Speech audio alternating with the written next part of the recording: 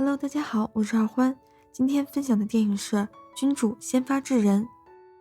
有叶很想谈一场恋爱，但每当他跟男生告白，都会被对方残忍拒绝。就在他认为自己一辈子都交不到男朋友时，他却意外遇见了理想中的极品男人。男人帮忘记带钱的有叶付账，有叶很感激，但却没奢望能再见。可第二天，他惊喜地发现，男人竟然是他的新班主任。奇迹般的重逢让有叶认定红光老师是他的真命天子。然而当葵帮他向红光请教如何才能找到男朋友时，红光听有叶说找男朋友是为了唧唧我我的放闪后，他写了一张纸条让有叶贴在身后。有叶看到纸上的字，认为老师把他当傻瓜。他扬言要通过自己的努力找到男朋友，因为如果喜欢却不采取行动，他一定会后悔的。有叶和红光宣战后，他很快收到了人生中第一封情书。他向红光炫耀要去约会，红光却反问他是否喜欢对方。有叶安慰自己会喜欢上小林，可约会时他却无法忍受。小林不光唱歌走音，还用舔过的手指喂他吃披萨。有叶没有感受到恋爱的甜蜜，反而质疑让人心动的恋爱是否存在。恋爱经验丰富的葵告诉他，真正的恋爱会让人心脏砰砰直跳。好友虎竹也告诉他，如果喜欢上一个人，连对方奇怪的地方都会变可爱。有叶觉得自己没有喜欢上小林，所以才会在意那些细节。他跟小林道歉，小林却恼羞成怒将他推进水池。就在有叶不知所措时，红光向他伸出了手。有叶没有接受红光的帮忙，他觉得很丢脸。明明之前还跟老师炫耀，现在却如此狼狈。然而红光没有取笑他，反而安慰他说对女人动粗的男人很烂。红光指出有叶只想轻而易举得到男朋友，但这样是无法获得幸福的。有叶知道自己在自欺欺人。好きな人が自分を好きとか奇跡じゃないですか。じゃあまず漫然と生きるのやめたら。有叶不知道该怎么做，为了让自己待在舒适区，他决定远离红光。可当他看到红光露出笑容，他竟然心跳加速了。有叶害怕自己会喜欢上红光，他拼命躲藏，但当红光出现时，他却无法移开眼。红光发现有叶的异常，询问他是否为找男友的事烦恼。有叶感到自卑，说自己不会被人喜欢，红光却告诉他，サマル、まっすぐじゃないですか。そこを可愛いと思う人もきっといますよ。有叶很感动，他努力克制不让自己对红光心动。可当红光帮他挡雨时，他闻到了红光身上好闻的味道，他控制不住自己，对红光彻底心动了。可有叶藏不住心事，当红光因为他做对题给他摸头奖励时，他以为时机成熟，准备跟红光表白。可红光却看穿了他的心思，没等他表白，便直截了当拒绝了他。有叶认为是自己不够聪明，长相普通，胸又小，才会被老师拒绝。絶対先生を落としてみせますから。俺を落としてみなよ。絶対に落ちませんから。有叶没有因红光的话退缩，他制作恋爱计划书，打扮成大胸美女去找红光。可红光却说他完全搞错了方向。就在有叶苦恼时，虎竹告诉他可以做让对方开心的事。有叶受到启发，他在课堂上帮红光维持秩序，下课后还帮他洗车。他做了很多自认为会让红光开心的事，可他发现红光并不开心。有叶知道红光因没人报名合唱比赛的执行委员苦恼，为了让红光开心，他拉上虎竹一起报名。可刚开始，他便在选择歌曲上遇到了困难。为了找到合适的歌曲，他翻遍了图书馆的音乐书，但却一无所获。然而这时，班里的2个女生因为被红光拒绝过，她们以红光不在乎学生为由，邀请有叶一起抵制红光的课。有叶不想红光被误会，他解释红光其实很在乎大家，他虽然不会表达，但其实是个温柔的人。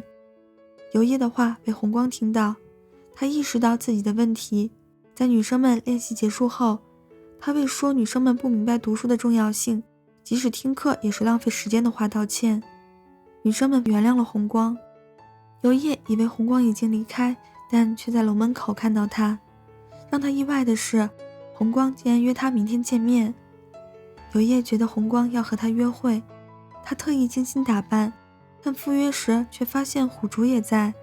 他这才知道红光约他是为了帮忙选合唱比赛的歌曲，但红光没告诉游叶。他发现游叶借阅了图书馆所有的音乐书籍，实在不忍心看他用尽全力却白忙一场，所以才决定帮他选曲。红光带游叶听音乐会，游叶被演奏吸引，找到了让他有感觉的歌曲，而红光却陷入回忆。游叶因为红光的帮助找到了合适的歌曲，他带领大家练习，合唱比赛的工作进展顺利，但游叶却因和红光没有进展而苦恼。葵看到游叶垂头丧气，告诉他艺术节当晚在光影投射前接吻的情侣能永远在一起。游叶看到希望，他将艺术节之吻的传说科普给红光，红光不相信传说，并且直言不会亲吻他。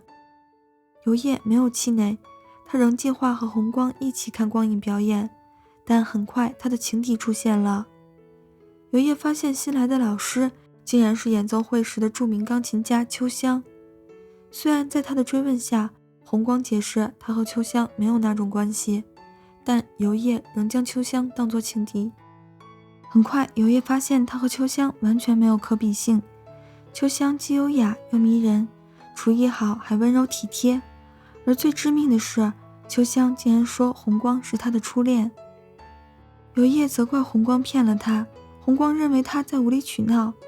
游叶情绪激动地说，因为真的很喜欢老师，才会在遇到强大情敌时担惊受怕。可红光却只说了句他懂了。游叶失落地离开，秋香却发现红光露出惆怅的表情。游叶意识到自己太冲动，他不知道今后该如何面对红光。然而红光却找到他。红光告诉游叶，小时候他被同学当成怪胎，只有秋香陪伴他。在法国留学时，他因为害怕知道自己的极限逃回日本，秋香因为担心才回国探望他。他一直把秋香当作青梅竹马的好友。游叶相信了红光的话，所以他仍计划和红光一起看投影表演。但当他去找红光时，秋香却说他打算带红光回法国继续数学研究，因为他觉得红光只有做自己热爱的事才会幸福。游叶不想红光离开，秋香反问他，自分が苦しいからって相手の幸せ邪魔していいのかな。游叶舍不得红光，但他更希望紅光能做自己喜欢的事。而就在他打算放棄時，紅光卻選擇面對這份感情。話せない奴がいるんだ。この気持ちに向き合うって決めたから。紅光找到游葉，他正要告白，游葉卻打斷他。なんか冷めちゃったんです。先生が夢を途中で投げ出すような人だって知って。先生こそ漫然と生きるのやめたら。游葉勸紅光去法國，並為一直糾纏他道歉。他沒等紅光回答便跑掉了。游葉想燒掉戀愛計劃本，虎竹說會幫他處理，但他卻偷看了內容。虎竹發現游葉因為紅光傷心，他將筆記本交給紅光，警告他不要再繼續折磨游葉。紅光看過筆記後，他遞交辭呈，決定回法國。在紅光離開後，游葉的班級獲得了合唱比賽第2名。只是現在游葉不知道該和誰分享這份喜悅。轉眼1年半過去了，游葉從電視上知道紅光得了數學大獎的消息，他由衷為紅光感到高興。然而就在他打算和高中生活告別時，他卻在櫃子裡看到了戀愛計劃本。